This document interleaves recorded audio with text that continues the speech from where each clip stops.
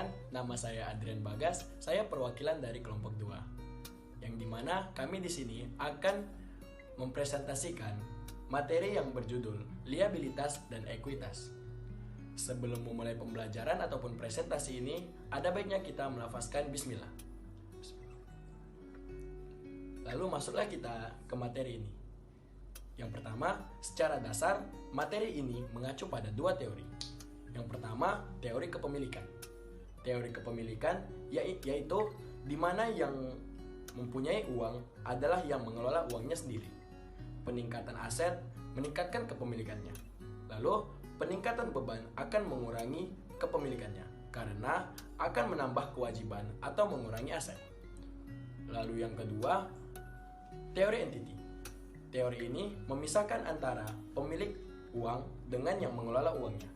Karena terpisah, maka pengelola harus menyajikan laporan keuangan dan pemilik uang meminta pertanggungjawaban kepada manajemen.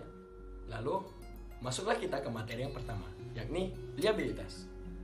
Adapun definisi liabilitas merupakan utang yang harus dilunasi berupa uang ataupun pelayanan yang harus dibayarkan pada pihak lain di waktu yang akan datang.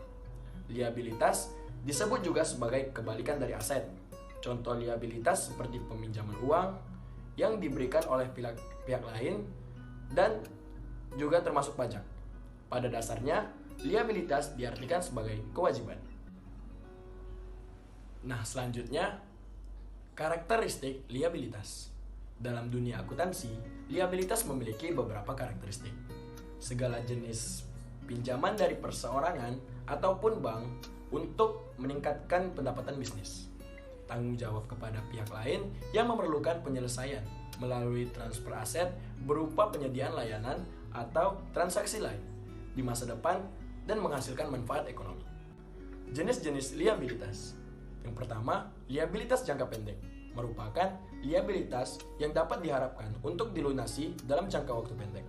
Biasanya terdiri dari pembayaran, pendapatan ditangguhkan, obligasi jangka pendek, dan lain-lain.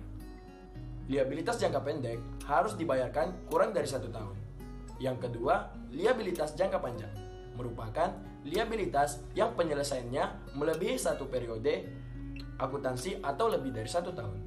Liabilitas ini pada dasarnya dikenakan bukan dan pembayarannya dapat dicicil. Namun, liabilitas jangka panjang ini juga bisa menjadi liabilitas jangka pendek jika jatuh temponya dalam 1 tahun. Lalu yang ketiga, liabilitas kontingensi. Liabilitas kontingensi adalah liabilitas yang harus dibayar sebagai akibat pada periode peristiwa masa lalu. Nah, kita lanjut ke materi yang kedua, yakni ekuitas. Ekuitas adalah jumlah uang yang akan dikembalikan kepada pemegang saham suatu perusahaan jika seluruh aset perusahaan dicairkan dan seluruh hutang perusahaan dibayar. Nilainya ditentukan dari total pencairan seluruh aset perusahaan dikurangi dengan total hutang perusahaan yang harus dibayar. Ekuitas pada badan usaha. Akuntansi ekuitas untuk badan usaha, bukan PT. Akuntansi untuk ekuitas badan usaha bukan PT harus dilaporkan sesuai dengan peraturan perundangan yang berlaku untuk badan usaha tersebut dan standar akuntansi keuangan yang berlaku khusus industri yang bersangkutan. Perubahan modal setoran. Tujuan utama perekayasaan akuntansi adalah untuk membedakan secara tegas antara perubahan akibat transaksi operasi dan perubahan akibat transaksi modal. Dalam hal kenaikan modal setoran, pembedaan ini bermanfaat untuk mencegah pemberlakuan kenaikan akibat transaksi modal sebagai laba sehingga timbul kesan adanya jumlah yang bersedia untuk pembagian dividen. Lalu, apa itu dividen saham? Dividen adalah hasil yang dibayarkan oleh perusahaan kepada para pemegang saham dalam bentuk saham dan uang tunai.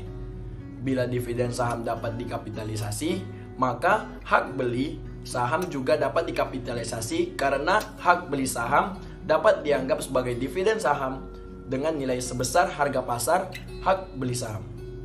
Jumlah ini dikapitalisasi ke modal setoran lain. Sebagai refleksi ekuitas, dan bila demikian bagaimana kapitalisasi diukur. Sekian penyampaian materi pada presentasi kali ini. Terima kasih atas perhatian teman-teman sekalian. Jika ada kritik, saran, maupun pertanyaan, silahkan diberikan kepada kami. Nun wal kolami wa mayasturun, demi pena dan apa yang dituliskannya. Wassalamualaikum warahmatullahi wabarakatuh.